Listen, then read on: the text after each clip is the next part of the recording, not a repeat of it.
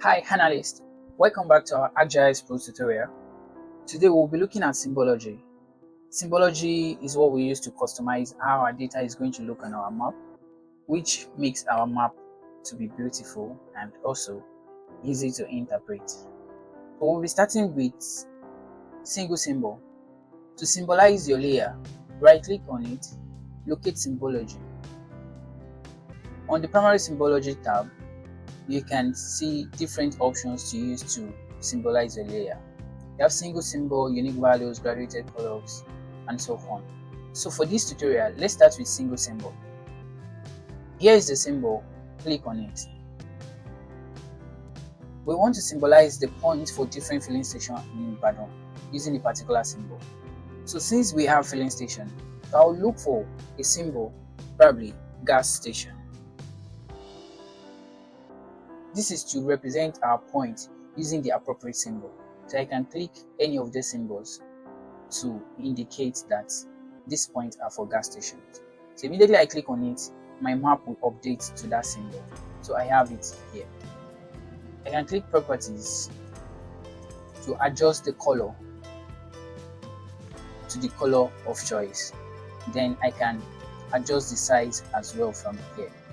Once I'm done, I'll click apply and it will automatically update to my settings here. So next is unique value. Unique value draw categories using unique value of one or multiple fields. So in this case, we are going to symbolize our boundary using the specific name that we have in our boundary. So we can click to check our attributes table and see the best field to use as unique value.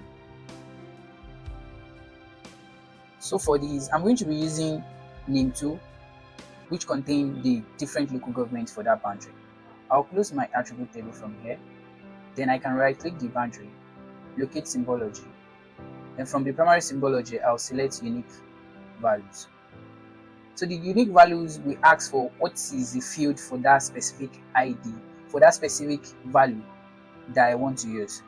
So I'll click to check the field, which is name2. And that's what else is the unique name of each boundary. So I'll click on name2. Then automatically it will symbolize each layer based on their name. It will not give them the same color.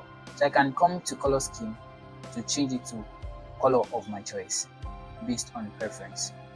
So it will update. For us to see this, let me uncheck the filling station. Then we can see the different colors that has been used to symbolize our map. Next is symbolizing our map using graduated color. This uses attributes with numeric values. So for this one, we are going to be using our Ibadan boundary and we will locate symbology. Then from here, we can change it to graduated colors. Then it will ask for the field that has the numeric value that we want to use. So for this, I'm going to be using the shape area. We want ArcGIS Pro to symbolize our map based on the area of each local government, so that from the color we can tell the area that has the largest extent and the area that has the lowest extent. So I'll click on shape area. Then I can define the method that best suits my data. Probably I want to use equal interval, or I want to define the interval myself or do it manually. Then let's go for equal interval, and I want it to be based on 11 classes. I have it updated to 11 classes. So from here, our map has updated based on the quantity, the shape area that we have in our layer. So we can tell that this place has the highest extent in our Ibadan boundary, followed by this, then this, this and this, then this and this. So that is it. We've applied single symbol, unique value, and graduated color symbology to our layers. Don't forget, symbology is a powerful way to communicate your data story, making it more meaningful and visually engaging. I hope this tutorial helped you understand how to symbolize layer in ArcGIS Pro. Try these techniques on your own and see how you can visualize your data and enhance your map. If you find this tutorial helpful, please subscribe and leave your questions in the comments. Thanks for watching, and I will see you on day 10. Bye for now.